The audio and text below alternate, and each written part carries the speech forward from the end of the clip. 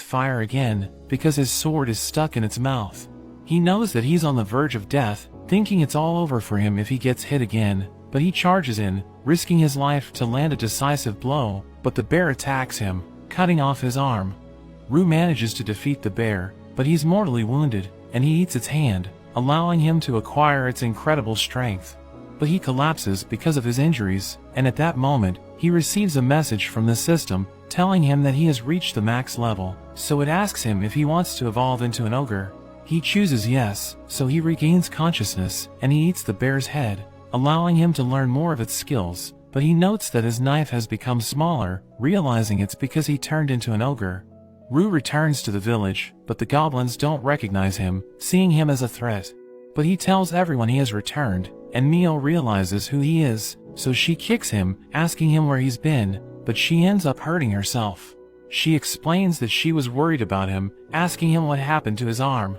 So he tells everyone what happened, and they can't believe it, because they thought the red bear was the apex predator in the woods. So they think he's amazing, and they start asking him questions, but he's just glad that he was able to make it back alive. Mio and Rebellious start following him around, and the other girls are shocked when they see him, but eventually realize who he is. One of the girls named Emery checks his weapon, seeing how worn out it is, so she mentions she made a new knife using Spirit Stone, so Rue is happy about this, but Mio and Rebellia get jealous. He talks to the twins, and he's amazed at how adaptable they are, thinking they will make good wives, but Rebellia hits him for this. He checks on Spinel the alchemist next, realizing she made poison. She feels bad, but explains it was for self-defense, before she realized they could trust him, and Rue tells her not to worry about it, but he suddenly feels an intense killing intent.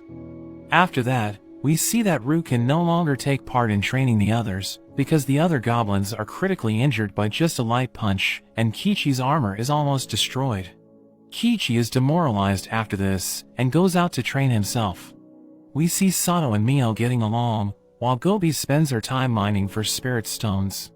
Rue hangs out with Sei, and he's glad he ate a slime, so he can still kind of use his arm. The next day, Gobi suddenly comes rushing to him with an injured spirit, so he quickly heals it.